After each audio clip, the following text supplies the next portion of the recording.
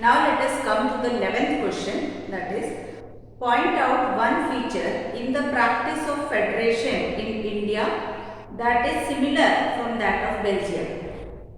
So in power sharing chapter we have studied that in Belgium the power is shared between the central government and the state governments, and this same feature is common to India also. So we can write the answer as in both the countries of India and Belgium there are two or more levels of government. Power is shared between governments at the central level and state level, and the central government will rule the whole country while the state government will rule the smaller units.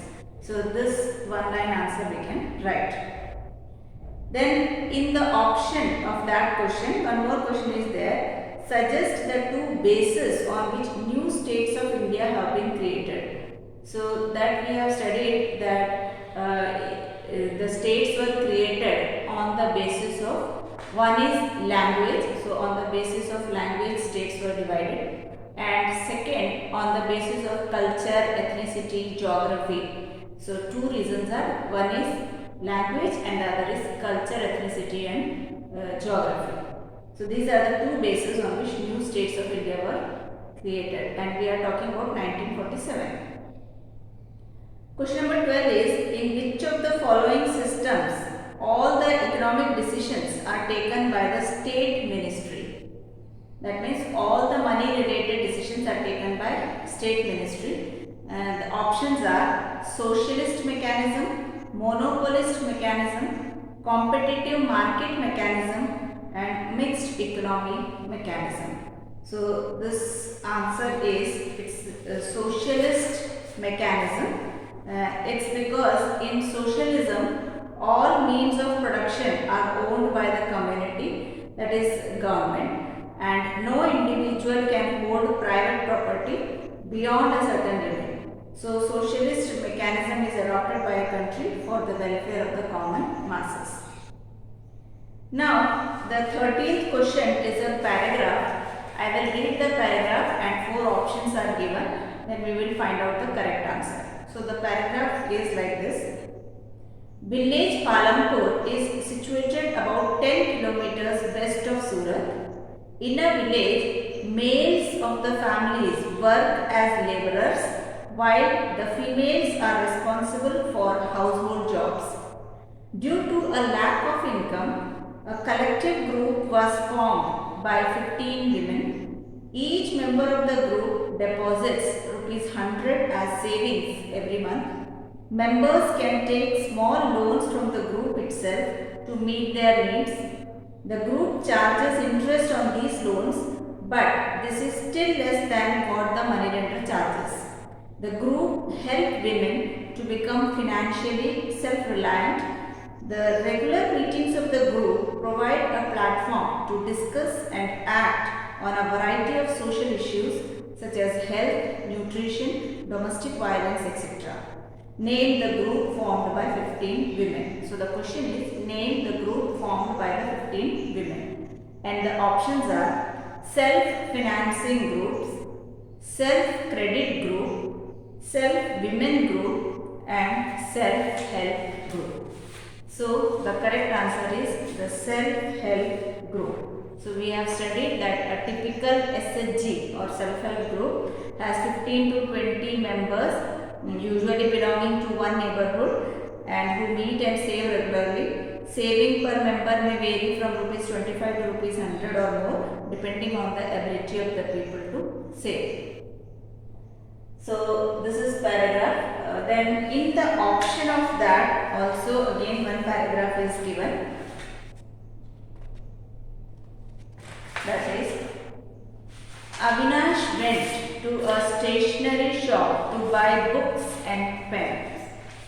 He bought 5 books and 2 pens amounting to ₹100 in total.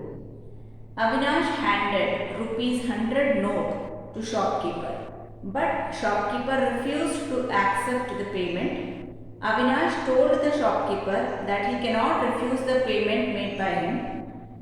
After reading the above case, state why one cannot refuse a payment made in rupees in India. So the four options are: the law legalizes the use of rupee as a medium of store of value, or the law legalizes the use of rupee as a medium of credit arrangement, or the law legalizes the use of rupee as a medium of barter exchange, or the law legalizes the use of rupee as a medium of payment. So the correct answer is the law legalizes the use of rupee as a medium of payment. And we have already studied that as per Indian law, no other individual or organization is allowed to issue currency, and moreover, the law legalizes the use of rupee as a medium of payment that cannot be refused in settling transactions in India. No individual in India can legally refuse a payment made in rupees.